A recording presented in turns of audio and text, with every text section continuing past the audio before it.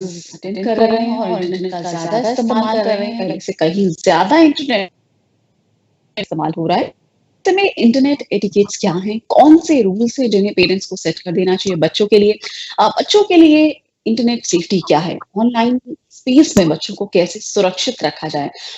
कैसे बचाया जाए प्रेडेटर्स से और किस तरह से उन्हें चाहे ऑनलाइन बुलिंग हो चाहे पीयर प्रेशर हो, इन सारी परिस्थितियों में बच्चों के साथ किस तरह का पेरेंट्स का कम्युनिकेशन होना चाहिए, किस तरह का टीचर्स का कम्युनिकेशन होना चाहिए और इन सब के बीच जो पेरेंट्स एसोसिएशन है, उनको किस तरह से एक कलेक्टिव रिस्पॉन्सिबिलिटी लेनी चाहिए कि हमारे बच्चे जो हैं वो साइबर स्पेस में, इंटरनेट स्पेस में सुरक्षित रहें। इस पर चर्चा करने के लिए बेहद खास मेहमान हमारे साथ जुड़ गए हैं। हमारे साथ मौजूद है पवन दुग्गल जी, जो कि साइबर लॉ एक्सपर्ट हैं। बहुत-बहुत स्वागत है पवन जी आपका हमारे कार्यक्रम में। धन्यवाद। जी, पवन जी तो किस तरह से अ, बच्चों को साइबर स्पेस में सुरक्षित रखा जाए? देखिए, बच्चों को साइबर स्पेस में सुरक्षित रखना एक बहुत बड़ी चुनौती है। क्यों?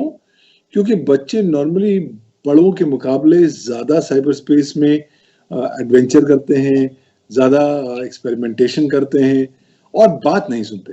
दूसरी बात, बच्चों को लगता है कि उन्हें ज़्यादा मालूम है और वो जो बड़े बुजुर्गों हैं, उनकी जो नसीहतें दी गई हैं, उसका ना पालन करेंगे तो वो इस युग के अनुसार सही स्टैंडर्ड होगा। लेकिन अक्सर बच्चे भूल जाते हैं कि इंटरनेट जो है एक ऐसा प्रकरण है जो ना तो कभी सोता है और ना ही कुछ चीज़ भूलता है। अधिकांश बच्चे इंटरनेट पर जो वर्चुअल दुनिया है, उसके साथ जो डिस्टिंक्शन है एक्चुअल वर्ल्ड के साथ, वो भूल जाते हैं। उन्हें लगता है ये जो वर्चुअल दुनिया, ये भी सही दुनिया है और यही वास्तविक में उनकी एक्चुअल दुनिया है। भूल जाते हैं कि आपको कहीं न कहीं अपने आप को अंकुश लगाना होगा। अगर आप बिना सोचे समझे कुछ भी चीज़ इंटरनेट पर प्रकाशित करेंगे, तो वो कई दशकों तक रहने वाली है और ये जो आज जी। बच्चे हैं, जब ये कब दादा-दादी बन जाएँगे, तब तक भी ये जानकारी वहाँ रहेगी और नकारात्मक रूप से उनकी छवि को प्रभावित करने की क्षमता रखती है। लिहाज़ा जी। बच्चों को सबसे पहले उन्हें जागृत करने की आवश्यकता है कि इंटरनेट एक कोई सुनहरा सपना नहीं है, बल्कि एक भयावह भयावह हकीकत है, जिसके साथ उन्हें अवगत होना है। इंटरनेट के सकारात्मक और नकारात्मक पहलू दोनों हैं। लिहाज़ा बच्चों में न केवल जागरूकता लाने की आवश्यकता है ताकि वो इंटरनेट के पहलुओं पर ज़्यादा जी। रोशनी डाल सकें और इंश्योर कर सकें कि वो जहाँ तक हो सके जो इंटरनेट के नकारात्मक पहलू हैं, उनसे बच सकें। जी, बिल्कुल। इंटरनेट के नकारात्मक पहलुओं से बच्चों को बचना होगा। ऐसे में कम्युनिकेशन की बहुत इम्पोर्टेंस आ जाती है। बच्चों में रिबेलियन होता है, वो जो भी पेरेंट्स कह रहे हैं उनको उसका कई बार ऐसा देखा जाता है कि उसका उल्टा ही करना होता है या पीयर प्रेशर होता है कि वो सोचते हैं कि जब हमारे और दोस्त जब ऑनलाइन स्पेस में इतना वक़्त गुज़ार रहे हैं, तो हम क्यों नहीं गुज़ार सकते? शायद पेरेंट्स से लड़ाई भी करते हों, शायद उनसे आर्गुमेंट्स भी करते हों। तो ऐसे में टीचर्स की क्या ज़िम्मेदारी बनती है कि वो किस तरह का, क्योंकि एक कलेक्टिव रिस्पॉन्सिबिलिटी लेनी होगी सभी पेरेंट्स को। आपस में उनके बीच में कम्युनिकेशन भी होना चाहिए कि कहीं किसी और का बच्चा आपके बच्चे पर तो बुरा डाल रहा है, क्योंकि बच्चे अलग-थलग भी नहीं हो सकते कि 4 बच्चे एक तरह की ऑनलाइन गेम्स खेल रहे हैं और अगर एक बच्चा नहीं खेल रहा तो उसको ये ना जताया जाए ग्रुप में कि नहीं आपके में तो इंफीरियरिटी कॉम्प्लेक्स लाने की ना दूसरे बच्चे में कोशिश की जाए। जबकि एक तरफ वो सही कर रहा है कि ऑनलाइन गेम्स की तरफ नहीं जा रहा है या डेंजरस ऑनलाइन गेम की तरफ नहीं जा रहा या ज़्यादा समय नहीं गुज़ार रहा, लेकिन दूसरे बच्चे ऐसा हो सकता है कि उसे नीचे दिखाने की कोशिश करें कि अरे तुम क्यों नहीं आ रहे हो? देखो मेरे को ये गेम आता है, मैं इस गेम को खेलता हूँ, तुमको तो पता ही नहीं इस बारे में। तो इस तरह की जब होती है, इस तरह की प्रवृत्ति हम आस-पास देखते हैं, तो ऐसे में किस तरह का कम्युनिकेशन होना चाहिए बच्चों के साथ? देखिए, आज वो दौर आ गया है कि बच्चों को अपनी जो झूठी कॉम्प्लेसेंसी वाली फीलिंग है, उससे बाहर निकालना जी। पड़ेगा। आज जब जी। बच्चे ऑनलाइन एजुकेशन करते हैं, तो वो अपने टीचर को मूर्ख समझते हैं। अधिकांश तौर पर बहुत से बच्चे टीचर को ही ऑनलाइन क्लास से बाहर निकाल देते हैं और उन्हें लगता है कि ये उनके लिए एक बहुत बड़ा एक फ़क्र की बात है। कहीं न कहीं उनको समझना पड़ेगा कि देखिए, टीचर का जो कलेक्टिव विजडम है और जो उसका एक्सपीरियंस है बच्चों की तुलना में बहुत ज्यादा है, और बच्चे जितनी जल्दी उस टीचर के सकारात्मक दृष्टिकोण का फायदा उठा सकें, सो अच्छा होगा। साथ ही साथ बच्चों को ये भी बताना पड़ेगा कि देखिए, आप अकेले साइलोज में, एक आप आइलैंड में नहीं है, आप टापू में नहीं है कि आप अकेले ही सारी जिंदगी गुजार लेंगे। आपको कहीं ना कहीं और लोगों का भी साथ, कोऑपरेशन और असिस्टेंस जरूरी होगी। लिहाजा चाहे वो टीचर्स हों, चाहे वो माँ बाप हों, उन सबको भी अपना विशिष्ट योगदान देना होगा बच्चों को लगातार जागरूक करने के लिए। बच्चों को बताना पड़ेगा किस तरीके से जब से लॉकडाउन हुआ है, साइबर क्राइम का स्वर्णिम युग प्रारंभ हो चुका है। Golden age of cyber crime हो चुकी है, और जिस बड़े पैमाने पर, जितनी बड़ी फ्रीक्वेंसी पर आज साइबर क्राइम पनप रहा है, वो पिछले 50 सालों में नहीं पनपा है। तो अब जब इस तेज रफ्तार से साइबर क्राइम बढ़ रहा है, तो बच्चों को आगाह करने की आवश्यकता है कि आप कहीं ना कहीं इस साइबर क्राइम के शिकार हो सकते हैं, और अगर आप हो तो किस तरीके से आप अपने आप को बचाएं, वो जरूरी है। देखिए, बच्चों को लगता है इंटरनेट जो है इंफॉर्मेशन हाईवे है। मैं इंटरनेट को एक महासागर समझता हूँ। इस महासागर में विभिन्न प्रकार की मछलियां, बड़ी मछलियां हम सबको खाने के लिए तत्पर तैयार हैं। इसलिए जितनी जल्दी हम उनको रिकॉग्नाइज करें कि ये चुनौतियां हैं और उनसे हम किस तरीके से बच सके, उसके लिए ठोस कारगर कदम उठा सके, वो अत्यंत आवश्यक है। बच्चों को खास तौर पर बताना पड़ेगा कि उन्हें टारगेट करने वाले आज बहुत से पीडोफिल्स अपनी एक्टिविटी को लगातार बढ़ाते जा रहे हैं। तो अगर बच्चे जरूर बैठे हैं लेकिन ऑनलाइन लव, वर्चुअल सेक्स या ऑनलाइन सेक्स कर रहे हैं, तो कहीं ना कहीं बच्चे अपने परिवार से दूर जा रहे हैं, बैठने की संपूर्ण संभावनाएं रखते हैं, और लॉन्ग रन में अपने पैर पर कुल्हाड़ी मारने की क्षमता भी रखते हैं। तो कहीं ना कहीं माँ बाप को, टीचर्स को, शिक्षकों को और जितने और लोग हैं, उन सबको लगातार प्रयास करना चाहिए कि वो बच्चों को जागरूक बना सकें, इसके जो खतरे हैं, चुनौतियां हैं, ताकि वो अपने आप को बचा सकें इंटरनेट पर। जी, तो जो जिस तरह से प्रेडेटर्स जो हैं वो लगातार इस शिकार की तलाश में हैं। अब उनको पता है कि एक जो माइंड डेवलप नहीं हुआ है, जो अभी विकसित होने की दिशा में आगे बढ़ रहा है, जो हमारे बच्चे हैं, जो एडोलेसेंट हैं, वो या यूथ भी है, उनको अभी नहीं पता कि उनका सही गलत क्या है, और हो सकता है वो ऐसी पर्सनल इन्फॉर्मेशन शेयर कर दें इंटरनेट पर, कोई ऐसे पॉपअप आए जहां वो क्लिक कर दें और फिर वो किसी जाल में फंस जाएं। तो ये किस तरह के ये बेट होते हैं और किस तरह के ये जाल होते हैं जो बच्चों के लिए फैलाए जाते हैं, और इनमें इनका किस तरह से, क्योंकि इंटरनेशनली भी हम देख रहे हैं कि कई इस तरह की घटनाएं आ रही हैं कि बच्चों के प्रति साइबर क्राइम बढ़ रहे हैं। देखिए, बच्चों के प्रति तो साइबर क्राइम इसलिए बढ़ रहे हैं क्योंकि बच्चे जो हैं बड़े फर्टाइल टारगेट बन चुके हैं साइबर क्रिमिनल्स के लिए। दूसरी बात, आजकल दौर ऐसा आ गया है कि साइबर क्रिमिनल्स लगातार टारगेट इसलिए भी बच्चों को कर रहे हैं क्योंकि बच्चे अपने घर में बैठे तो हैं, डरे हुए हैं, पैनिक वाले भी मोड में हैं, लेकिन अपने आप को बिल्कुल एक ब्रेव सा समझ रहे हैं और इस तरह की एक एटीट्यूड लेकर आ रहे हैं। तो आज प्रॉब्लम है कि बच्चों को समझना पड़ेगा कि नंबर 1 जो चुनौती है आज साइबर स्पेस में, वो फिशिंग को लेकर है।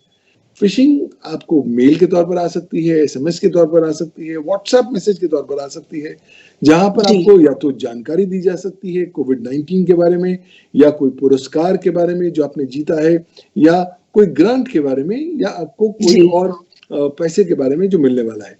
और साथ ही साथ ये जितने भी फिशिंग मैसेजेस होते हैं वो आपको प्रोत्साहित करते हैं कि आप किसी लिंक को क्लिक करें या किसी अटैचमेंट को खोलें, और अगर बच्चे इन लिंक को क्लिक करते हैं या अटैचमेंट को खोलते हैं तो लाजमी सी बात है वो तुरंत साइबर क्राइम के शिकार हो जाते हैं, फिशिंग के शिकार होते हैं, और न केवल अपने डेटा से हाथ गंवाते हैं, बट कहीं ना कहीं उनका जो महत्वपूर्ण डेटा होता है, पैसा होता है, वो भी लुप्त हो जाता है। तो बच्चों को फिशिंग के खतरों से अवगत कराने की आवश्यकता है। बच्चों को बताने की आवश्यकता है कि आज आइडेंटिटी थेफ्ट बड़े पैमाने पर चल रहा है, और अगर उन्होंने ज्यादा केयर नहीं रखी तो हो सकता है वो आइडेंटिटी थेफ्ट जैसे साइबर क्राइम के शिकार बन सकते हैं। फाइनेंशियल फ्रॉड्स तो आज बिल्कुल मुझे लगता है कॉटेज इंडस्ट्री बन गए हैं। भारतवर्ष में हम जामतारा की बात किया करते हैं, लेकिन जामतारा एक वो गांव है जहां पर हर व्यक्ति लगभग साइबर क्राइम में एंगेज्ड है। लेकिन अब इस साल 2020 ने साबित कर दिखाया है कि भारत में केवल एक जामतारा नहीं है, भारत के अलग-अलग शहरों में, कस्बों में छोटे-छोटे जामतारा उत्पन्न होने प्रारंभ हो गए हैं। क्योंकि साइबर क्राइम जो है एक कॉटेज इंडस्ट्री हो गई है और क्योंकि भारत में बच्चों के संरक्षण के लिए कोई बहुत पेचीदा कानून मौजूद नहीं है, तो इसलिए भी उस कानून के अभाव का वो शोषण करते हैं और इस तरह से बच्चों को लगातार टारगेट करते हैं और अगर कोई बच्चा टारगेट हो जाता है, तो वो उम्मीद करें कि कानून उसके लिए बहुत इफेक्टिव रेमेडी प्रदान कर पाएगा, तो वो भी वास्तविक जीवन में उसे वो रेमेडी नहीं मिल पाती है। जी, तो क्या इंटरनेशनली अगर कंपैरिज़न करें तो इस तरह के दूसरे देशों में के कानून हैं जो बच्चों को साइबर सुरक्षा प्रदान करते हैं? क्या भारत में भी इस तरह के रेगुलेशन लाए जाने की संभावना है जिससे बच्चों को साइबर स्पेस में सुरक्षा प्रदान की जा सके? देखिए, अगर आप दुनिया के अलग राष्ट्रों पे देखें, नज़र डालें, तो आप पाएँगे कि वहाँ पर उनके पास अपने विशिष्ट कानून हैं बच्चों के संरक्षण हेतु। जैसे अमेरिका का जी। उदाहरण लेना चाहूँगा, वहाँ पर एक कानून है कोपा कानून, चाइल्ड ऑनलाइन प्रोटेक्शन एक्ट। ये ऐसा कानून है जो बच्चों के अधिकारों का संरक्षण करता है और जो कोई भी इसका उल्लंघन करता है, उसके लिए सख्त सज़ा के प्रावधान है।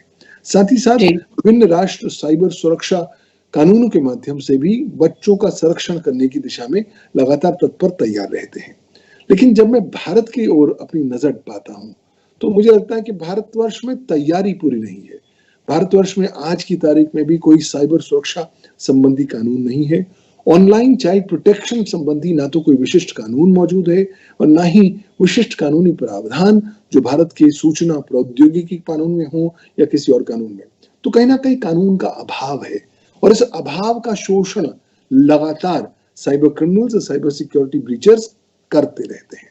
तो इस संदर्भ में मैं मानता हूँ कि भारत को जितनी जल्दी अपने कानूनी प्रणाली को सशक्त करने का मौका मिले, उतनी जल्दी वो ज़रूर करें, क्योंकि अगर हम एक सशक्त और मजबूत कानूनी प्रणाली बनाएँगे, जो बच्चों के ऑनलाइन अधिकार का न केवल संरक्षण करेंगे, बल्कि साथ ही साथ सुरक्षा भी करेंगे बच्चों की ऑनलाइन इकोसिस्टम में, तो काफ़ी हद तक आने वाले समय में हम एक सुदृढ़ भारत की नींव रख सकते हैं, क्योंकि ये भारत की नींव है वो बच्चे और अगर ये बच्चे गलत हाथों में पड़ गए, गलत एक्सपोज़र में आ गए इंटरनेट पर, तो आजीवन के लिए वो डीरेल हो जाएँगे और मानसिक स्वरूप से भी कहीं न कहीं अपना वो विश्वास है खो पाएँगे। कहीं न कहीं आवश्यकता है बच्चों को क्रिमिनल ना बनाया जाए, बच्चों को राष्ट्रीय मेन सेंट्रल धारा में लाया जाए और उसके लिए न केवल आपको कानून की आवश्यकता होगी, उसको इफ़ेक्टिवली अमल करने की ज़रूरत होगी, साथ ही साथ आवश्यकता होगी कि आप ज़्यादा जागरूकता संबंधी कार्यक्रम, कैपेसिटी बिल्डिंग प्रोग्राम्स स्कूलों में, कॉलेजेस में ज़रूर लेकर आएँ। अधिकांश तौर पर हम देखते हैं कि यहाँ पर भी बहुत ज़्यादा महत्व या तवज्जो भारत ने नहीं दी है। मेरा व्यक्तिगत मानना है और मैं कई सालों से कहता आया हूँ कि आज समय आ गया है कि आपको साइबर लॉ एजुकेशन और साइबर सिक्योरिटी एजुकेशन बच्चों को स्कूलों में पहली कक्षा से प्रारंभ करना पड़ेगा। क्यों? क्योंकि आज जी। बच्चों को डिवाइसेस बच्चों को फ़ोन्स उनके माता-पिता ने देने शुरू कर दिए हैं बहुत छोटी उम्र में और अगर वो इस तरह के डिवाइसेस के साथ खेलते हैं तो कहीं न कहीं वो समुद्र में गोता तो खा रहे हैं, लेकिन अपने आप को तैयार नहीं कर पा रहे कि वो जी। किस तरीके से चुनौतियों से बच सकें। तो कैपेसिटी बिल्डिंग में बहुत महत्वपूर्ण योगदान रहेगा इस दिशा में भारत के बच्चों का संरक्षण करने हेतु। जी, बिल्कुल। चलते-चलते मैं आपसे आखिरी सवाल कि जो स्कूल हैं, उनकी क्या ज़िम्मेदारी है? साथ ही डिजिटल बाउंड्रीज़ को पेरेंट्स, स्कूल में टीचर्स स्कूल्स और आपस में पेरेंट्स के एसोसिएशंस हैं, वो कैसे डिजिटल बाउंड्री तय करें और ख़ास तौर पे स्कूल्स की क्या ज़िम्मेदारी हो? आज की तारीख में जब हम कोरोना काल में देख रहे हैं कि सारे बच्चे आज ऑनलाइन लर्निंग कर रहे हैं स्कूल के द्वारा, तो स्कूलों की ज़िम्मेवारी और बढ़ जाती है। अपनी ऑनलाइन क्लासेस के साथ-साथ लेने के साथ आप स्कूल अगर बच्चों में साइबर हाइजीन संबंधी क्लासेस भी लें, उन्हें बताएँ कि जी। क्या-क्या खतरे हैं, तो काफ़ी हद तक जो स्कूल हैं वो बच्चों को सशक्त करने में अपना योगदान दे पाएँगे। साथ ही साथ मुझे ये भी लगता है कि कहीं न कहीं साइबर हाइजीन की कमी है। बच्चों को ये लगता है कि चलिए मेरे साथ तो कभी कुछ ऐसा गलत हो ही नहीं सकता। जो हो रहा है और लोगों के साथ हो रहा है मुझसे नहीं होगा। तो ये जो गलत धारणा है, जो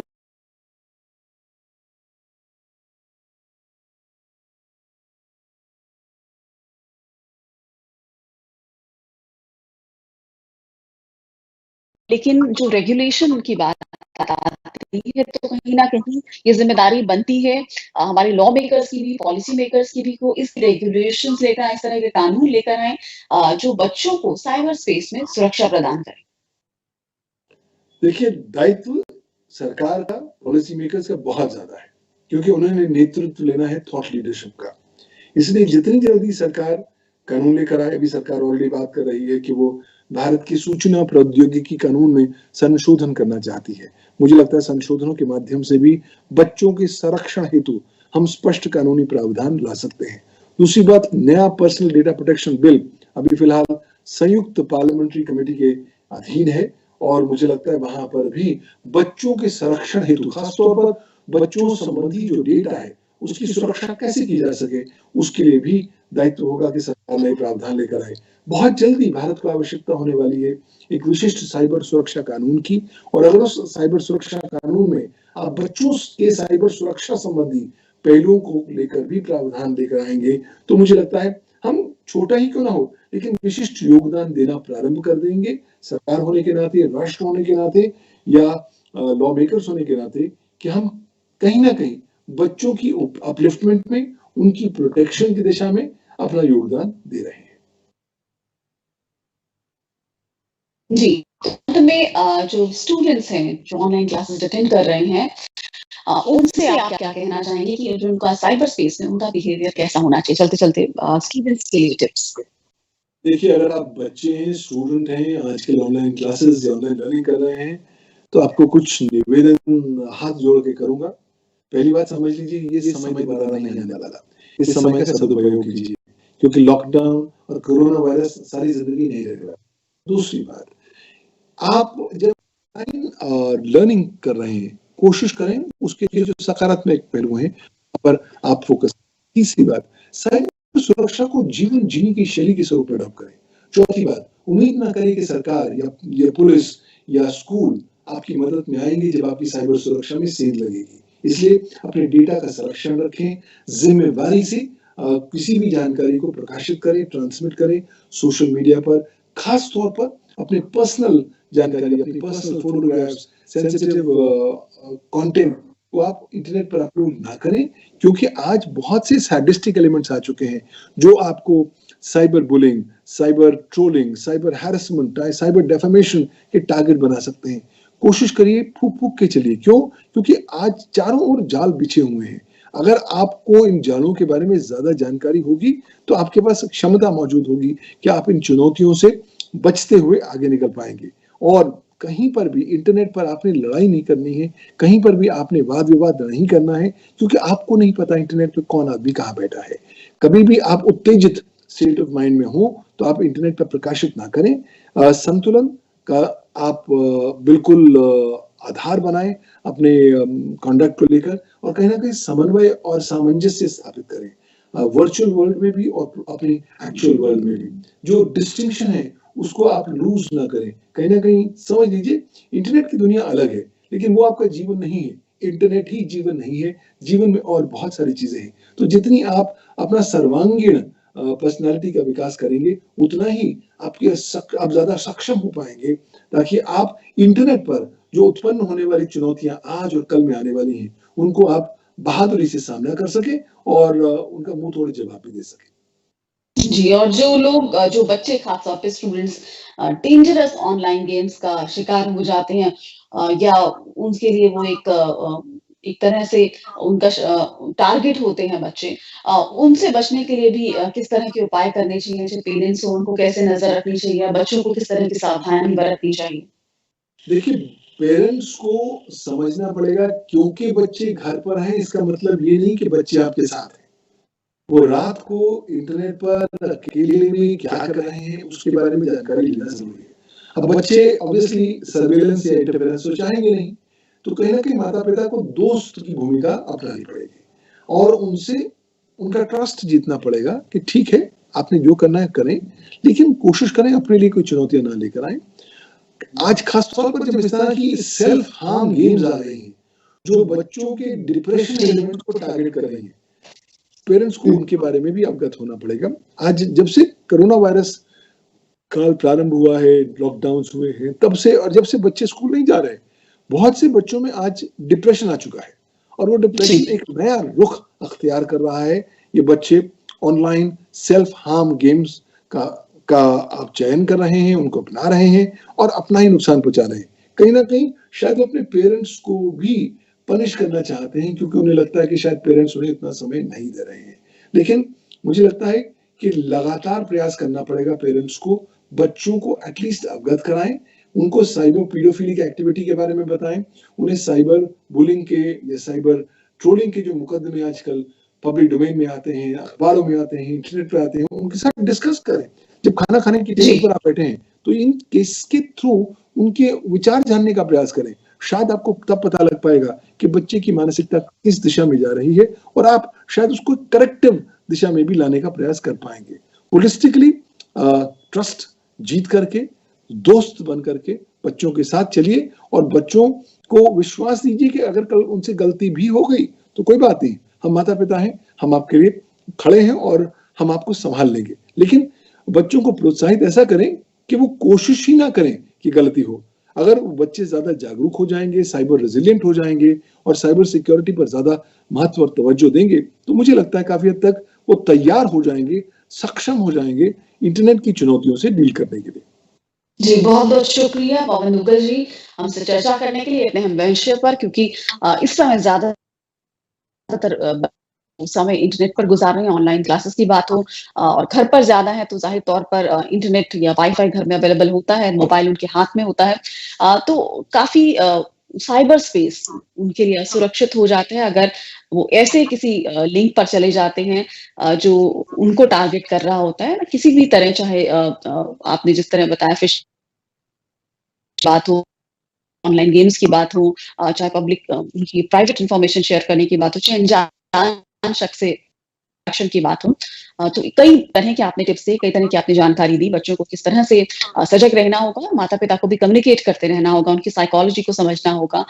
पेरेंट्स की भी ज़िम्मेदारी है, टीचर्स की भी ज़िम्मेदारी है, स्कूल्स की भी ज़िम्मेदारी है इस दिशा में और पॉलिसी मेकर्स और हमारी सरकार है, उसको इस दिशा में सोचना होगा कि सख्त कानून बनाएँ इस दिशा में, जिससे कि साइबर स्पेस में हमारे बच्चे सुरक्षित हों। धन्यवाद इस कार्यक्रम का हिस्सा बनने के लिए। धन्यवाद।